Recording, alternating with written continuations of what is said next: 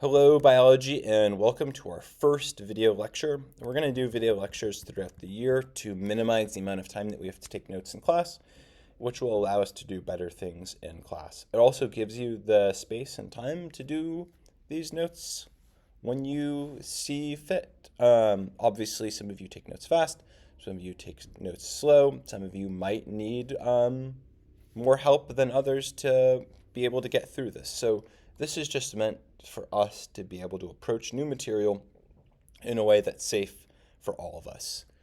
At the end of today, I hope that you have some good ideas as to how to answer the following questions. One is, how do particular species organize themselves in terms of space and with other individuals of their population? Two is going to be, what is a species niche and how does that define its role within an ecosystem? And then finally, what are some of the interactions between species that might promote or prohibit their success in terms of life and death, eating, reproducing, surviving?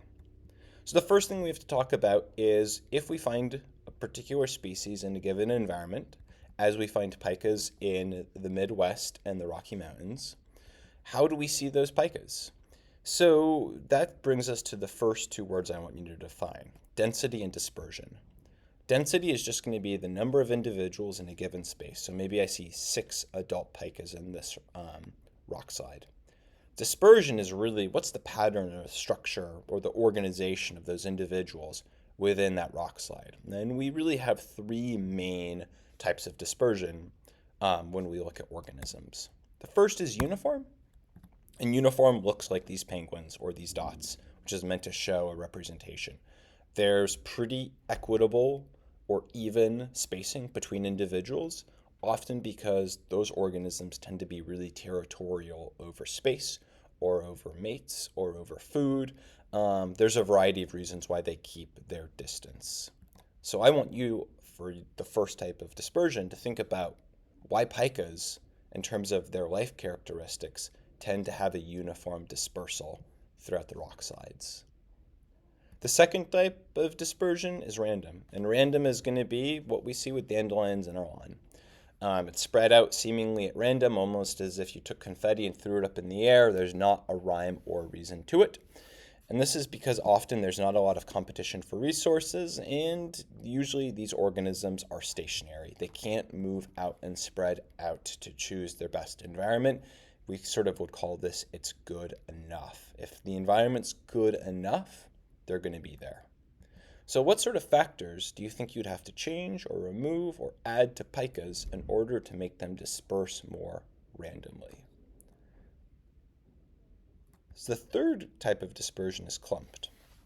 With clumped organisms, we tend to see things like herds or pods or families or flocks, murders of crows, etc., etc. This is where organisms tend to congregate or group in a social environment for a variety of reasons. Maybe protection, maybe for teaching, maybe for accessing resources easily, but we tend to see them in groups such as this.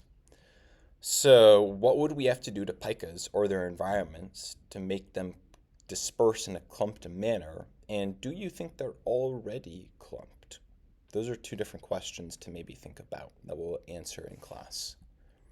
So when we talk about a niche, what we're really talking about are what are all of the environmental factors, abiotic or biotic, that an organism needs to survive in its given environment. And what does that environment look like? What is its location? What is its role? Is it a predator? Is it an herbivore? Is it a plant? So these requirements can be broad. It's a flamingo that lives on a beach, but sometimes they're more specific. For example, pikas need a temperature below 78 degrees Fahrenheit. That is an abiotic factor in a pika's niche that is really specific, that can't really be negotiated. So when we look at each of these 5 birds that live on a beach, we can see them all occupying a really particular niche. The flamingos are here, the ducks are here, the avocets are here, the oyster catchers are here, the plovers are here. Each of these, as I want you to brainstorm below, have different niches. So what might be different about each of these niches in terms of abiotic or biotic factors, and how might those factors limit, for example, the plover from going into the flamingo niche, and vice versa. Why won't the flamingo really go where the plovers are? And we're going to be talking about this on our next slide, thinking about competition. So in terms of biological interactions, when two or more species occupy the same niche or space, we're always going to see conflict. And we call that conflict interspecific interactions. Inter refers to external, specific refers to species. And the main type of interspecific competition that we see is competition. And this is when two species are in direct conflict for space, resources, or time. So for me and my wife Claire, it might be coffee in the morning. We both want coffee. We're going to fight over the coffee. And this results usually in two particular types of strategies. The first is competitive exclusion. If we look over here, we have two barnacles in terms of their fundamental niches. The fundamental niche is where they could live.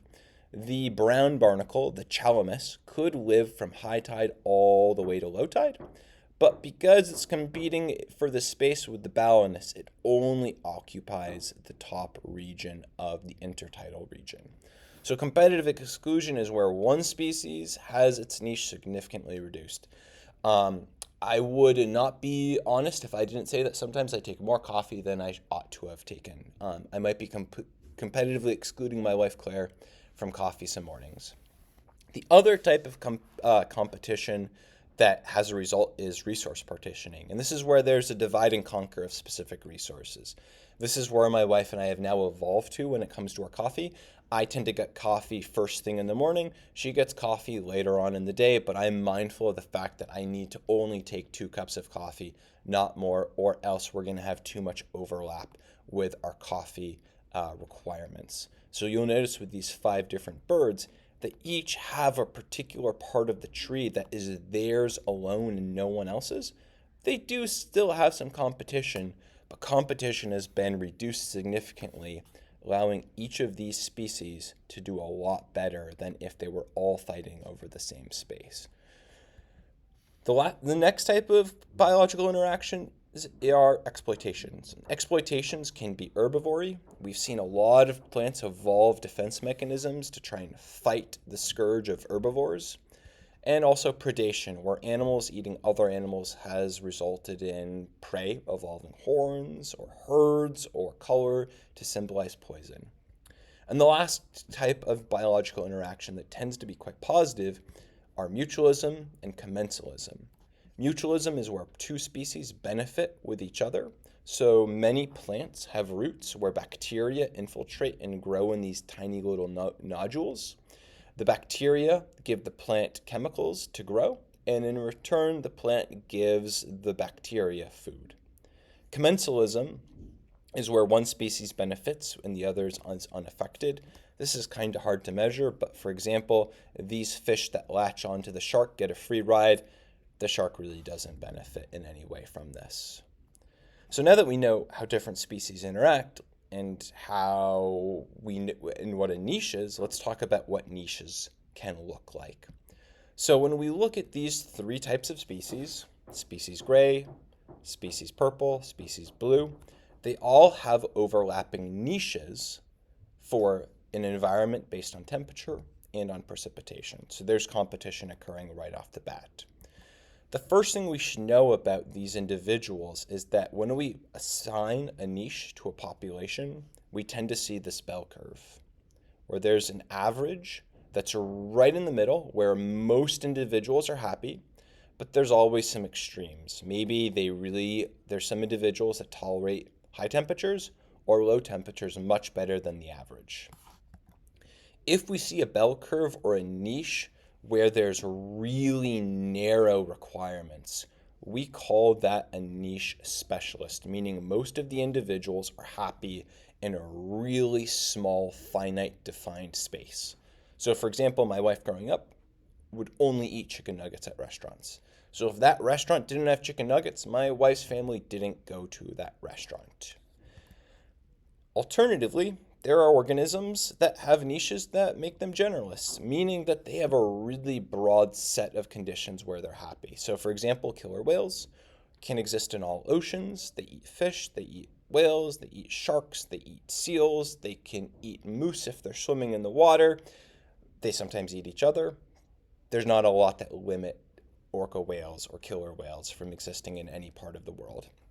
So what I want you to do here with this graph and this information is think about how species A, B, and C differ in their fitness compared to each other based on different environments, based on temperature. So who does really well in hot or cold conditions, and who is a generalist and a specialist when it comes to these environments in terms of species A, B, and C. The last thing we have to talk about are the two types of niches, and one is called a fundamental niche. This is the fundamental, theoretical, pie in the sky, everything is perfect niche. So for example, with our anchovy, it could occupy all of these different types of waters based on temperature and salinity. And like we saw in our last slide here, there's a limit. At a certain point, no individuals can survive. So at this salt level and at this temperature and this temperature and this salt, all the individuals would die. You'll notice, and I want you to think about this, the space at the extremes tend to be smaller than the space in the middle. So why might that be?